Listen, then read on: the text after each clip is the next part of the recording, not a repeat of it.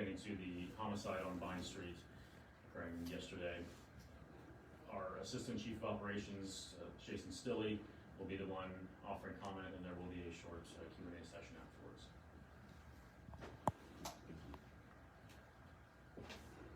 Good morning. I'm Jason Stilley, S-T-I-L-L-E. I'm an Assistant Chief of Operations for the Lincoln Police Department. As always, I want to thank the media for remaining flexible and convening outside of our normal press briefing times. With me today is Captain Jeff Booker, the commander of our Criminal Investigations Unit.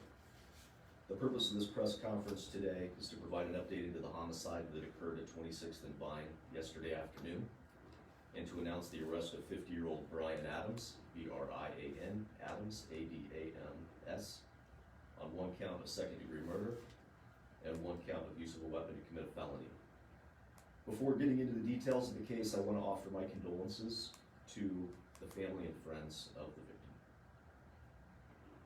To give some order to this press conference, I will make some general comments and provide a rough timeline, and then open it up to any questions that you may have. Yesterday, October 18th, at approximately 3:08 p.m., the Lincoln Police Department's Emergency Communications Center received a 911 call. The caller reported that a man had been struck with a pole and the CPR was in progress.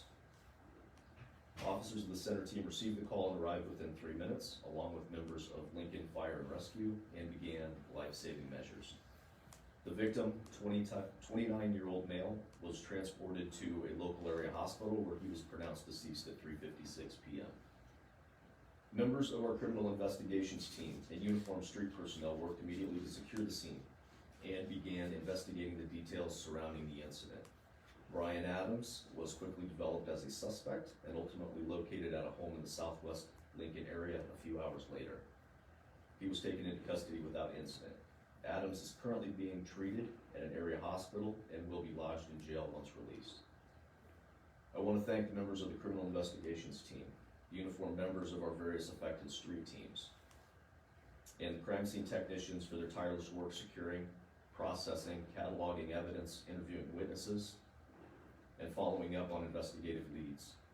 I also want to commend our Lincoln community. When citizens work with law enforcement, it gives investigators the opportunity to pursue those leads and gather evidence. I want to thank the Lincoln community for stepping forward and providing law enforcement the information we needed to move swiftly on this case. And with that, I'll take any questions that you may have. Do we know how they knew each other and what the altercation was about? Great question. I don't know that right now, but that certainly will be part of the investigation. This is a really heavily trafficked area.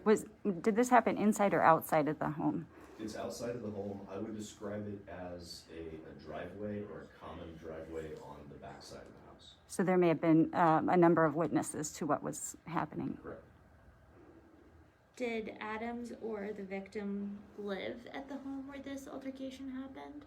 That is also a good question, and that may be, Captain Booker may be able to answer that. I don't know the answer to that. You said he was struck with, or the report was he was struck with a pole. Do you know what he was actually, or what weapon was used to commit the felony? I do. It is a large pole.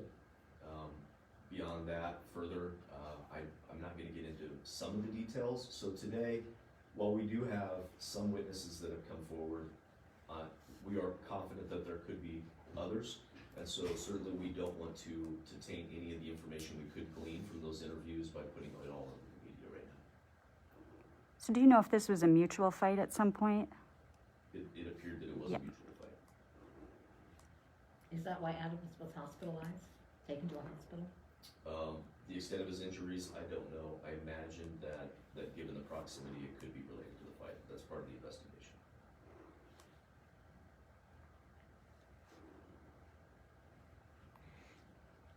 Whose home was he at in Southwest Lincoln? Was that a friend? Was that his home? Not going to release that at this point. And then he was taken to the hospital from there? Once you guys contacted him, how did... So the exact route that he took after being located, I don't have. At some point in our contact with him, he was taken to an area hospital to be treated for injuries. They were not caused by law enforcement, and he was taken into custody without incident. And at this point in time, you're withholding the victim's name pending Yes, great question. So, we have been doing next of kin notifications.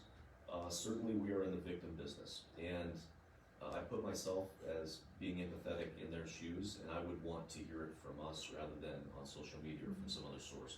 So we are taking all those necessary steps. We could be in a position to release the name of the victim at soonest later this afternoon, probably no later than tomorrow at our normal press briefing.